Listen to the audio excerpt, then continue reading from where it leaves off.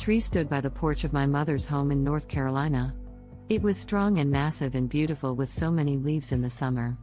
I sat on the porch by that tree nightly. Or early in the morning after I did my overnight shift in the emergency room of a large hospital in Charlotte, North Carolina. I was a registrar in the emergency room for over 12 years before I left. I liked how they did registration in North Carolina. You didn't just sit behind a desk, you ran in with the nurses, and while they were doing CPR or dealing with a heart attack patient or a GSW patient, I had to grab the wallet from the nurse or reach in the patient's pocket or pocketbook and get out their driver's license or insurance card. We had to tag patients that came in DOA because they still had to be registered to the hospital receiving them. Most registrars didn't want to do that part, so they would beg me to do it for them. I didn't mind. The dead can't hurt nobody, it's the living you got to worry about. My job, though non-medical, seemed to be as important as the medical staff. When we registered a patient, the doctors was then able to see their medical history, their age, their emergency contact, if they were allergic to anything. Then orders could safely be put in for that patient. Yeah, so much was or could be done after registration did their job. And I learned a lot from those doctors and nurses I worked with overnight. I learned that they are human, too. They have bad days, get divorced, have kids, argue with their spouses, just like everybody else. Anyway, sometimes before I went to work I'd sit by that tree with my hospital uniform on.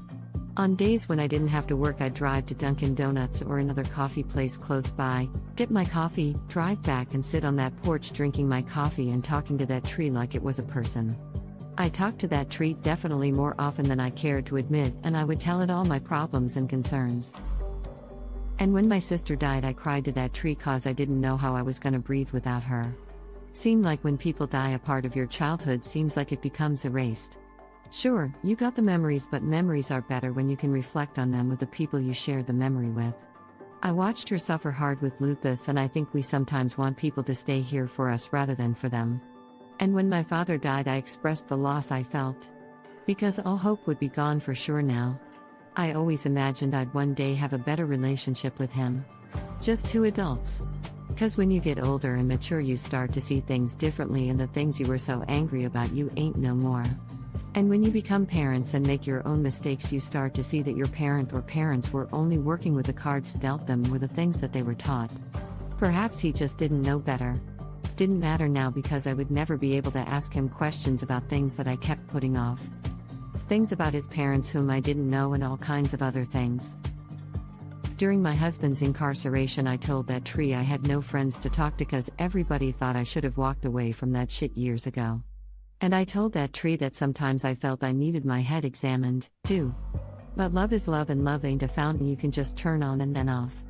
I told that tree that, and even raised my voice at it, as if I thought it was talking back and giving me answers I didn't want to hear. I swear that tree listened as I talked, and then one day it started looking old and weak. Mommy said the tree was dying and leaning dangerously close to the porch, so she had to cut it down, not knowing what really happened. All that was left was the stump, and I didn't tell her, but I knew I killed that tree from all my burdens. Like an old lady bent over, and you think it's just old age, but might be from them damn people, mostly family, who rode on their shoulders for all their life, causing them to bend like the branches on that tree. But you should have started running and never looked back, but you can't run no more, too late for that.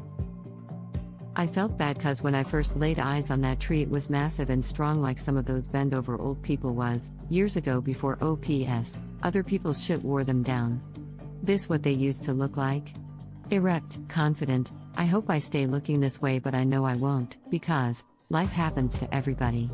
Anyway, keep your head up and your spirit unbreakable. See you soon. Peace out.